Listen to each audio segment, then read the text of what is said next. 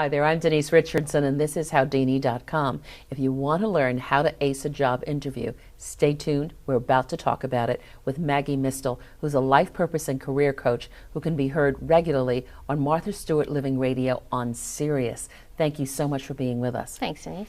You show up, you're dressed properly, you walk into to meet the interview. What's the first thing you do when you walk in?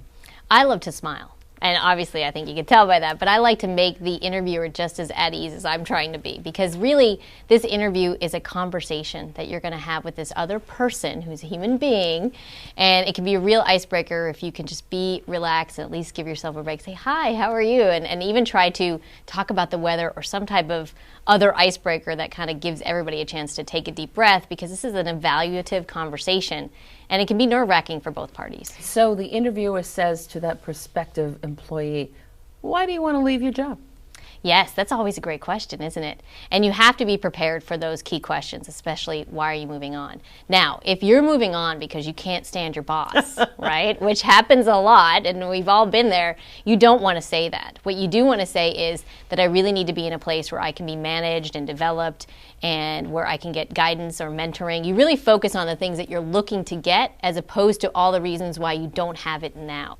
You know, there are some people who walk into that interview and they walk in a little defensively because they really need a job, and they hear the words, you're overqualified, and they're willing to take a job and do their best at it.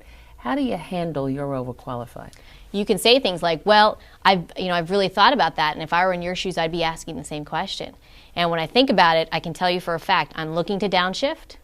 And I know this industry well, and I don't need to be in charge. I've been the person on the totem pole before, and I can do that again. I'm really looking for a place where I can contribute, but where I don't have to be the one who's running the show, and really address those concerns which are behind the overqualified comment. And they may say, you just don't have enough experience for us. But for folks just starting out, maybe a new career, or college students who've just graduated, or even folks out of high school or new to the work world, that's a common problem. So again, I go back to internships are great, any way that you can get some experience on your resume to demonstrate, hey, yeah, I may not be, 10 years in this field, but I can tell you in this experience that I had this summer, I didn't know anything going in, and here's how successful I was. So you want to show situations where, yeah, you went in without a lot of experience, but were still able to succeed. And this is where references can be so helpful as well. Even if you don't have a lot of experience, anybody who can be a great reference for you, even a teacher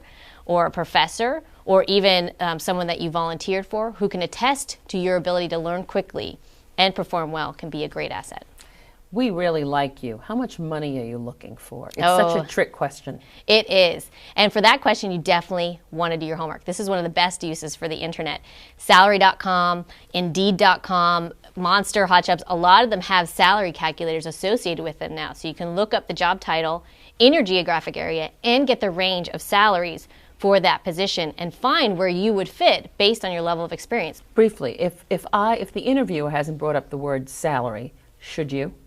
Not right away. In the initial conversation, you want to get to know whether or not this job even is a good fit. And I always tell people, become the superstar to this person first. And then you're in a much better place to negotiate salary. And they may even pay more for you because they're like, wow, we can't let Denise go. She's such a fabulous candidate. We were only going to pay this much, but now that we found Denise, we're willing to do more. Healthcare, flex time, vacation time.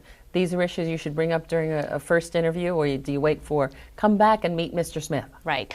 Wait for the comeback, because again, first interview should be about, is this a company I can picture myself in, and vice versa for the interviewer. And if it is a place you can see yourself in, really be your best self and really let them know why you'd be a fantastic fit. Well, we're certainly happy to have you with us. Thank you so much, Maggie Mistel. You're welcome.